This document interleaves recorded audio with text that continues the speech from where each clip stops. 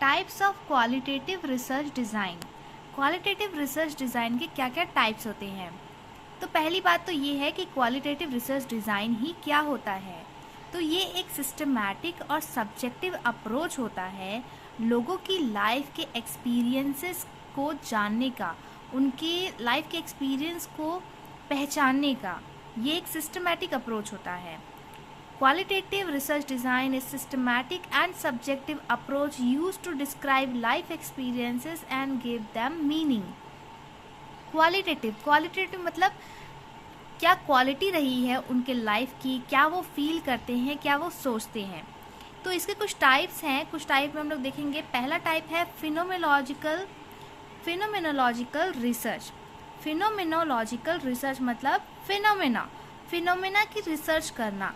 कोई भी फिनोमेना, जैसे कि अर्थक्वेक आ गया या फिर बाढ़ वगैरह आ गई है, ऐसा कुछ, सुनामी आ गई है, कुछ भी अगर कोई डिज़ास्टर वगैरह हो रहा है तो उनके जो विक्टिम्स होते हैं उन विक्टिम्स ने क्या एक्सपीरियंस किया, क्या उनको तकलीफ़ें आई, उस चीज़ का डाटा कलेक्ट करना, उसको एनालाइज करना और अपनी रिसर्च स्टडी बनाना, इसी को फिनोमेनोलॉजिकल रिसर्च कहते हैं। इसमें हम लोग क्या करते हैं, एग्जामिन ह्यूमन बिहेवियर को एग्जामिन करते हैं। फिनोमेनोलॉजिकल रिसर्च यही पढ़ाई कहलाई जाती है। इसमें कि जो हमारा एग्जाम्पल में यही आएगा कि जो भी फ्लड, अर्थक्वेक, सुनामी वगैरह के जो भी विक्टिम्स हैं उनका एक्सपीरियंस को एग्जामिन करना।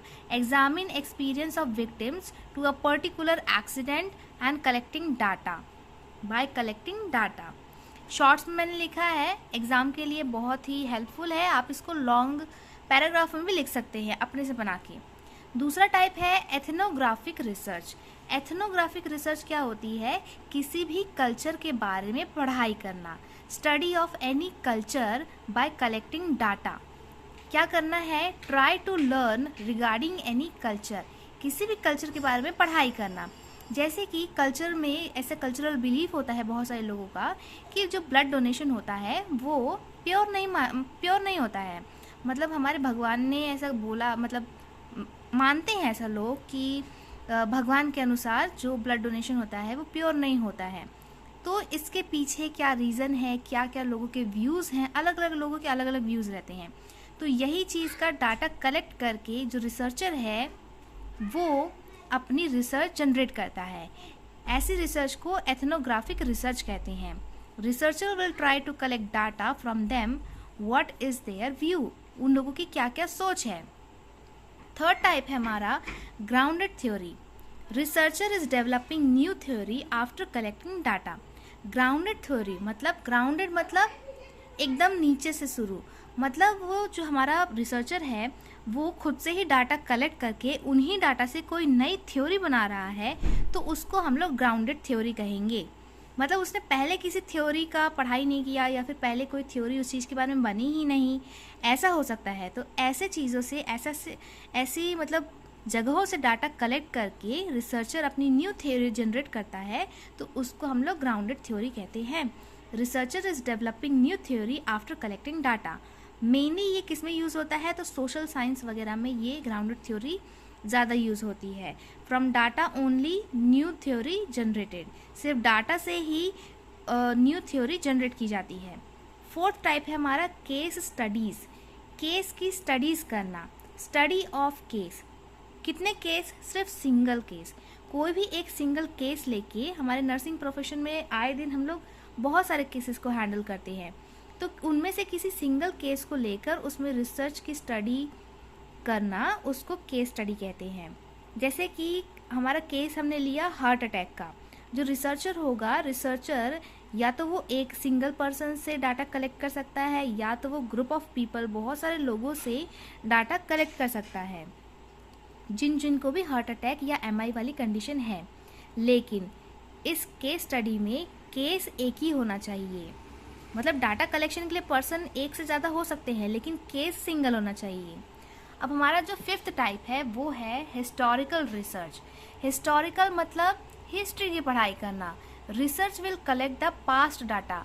हमारे पास्ट का डाटा कलेक्ट करके रिसर्चर उसको इवैल्यूएट करेगा और उसको आज के हमारे प्रेजेंट टाइम से कोरिलेट करके ये भी पता करेगा कि आने वाले फ्यूचर में क्या चीज़ हो सकती है या क्या चीज़ होगी।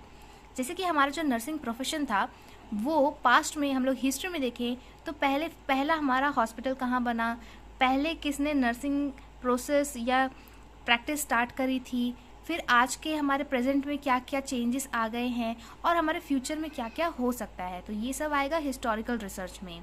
सिक्स्थ है हमारा एक्शन रिसर्च। एक्शन रिसर्च मतलब कि एक्शन लिया जा रहा है, रिसर्च करते टाइम एक्शन लिया जा रहा है।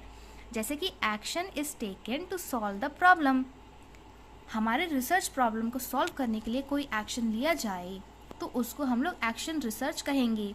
जैसे कि सम इम्प्लीमेंटेशन या action is done and studying the effect of that action, कोई भी रिसर्च प्रॉब्लम को सॉल्व करने के लिए कोई एक्शन लिया जा रहा है, कोई इम्प्लीमेंटेशन किया जा रहा है और फिर उस एक्शन का इफ़ेक्ट क्या आ रहा है, मतलब वो हमने जो एक्शन किया उसका इफ़ेक्ट अच्छा आ रहा है या बैड आ रहा है या कोई सुधार ही नहीं हो रहा, तो ये चीज़ का इवैल्यूएशन करना भी इस एक्शन रिसर्च के अंदर आता है।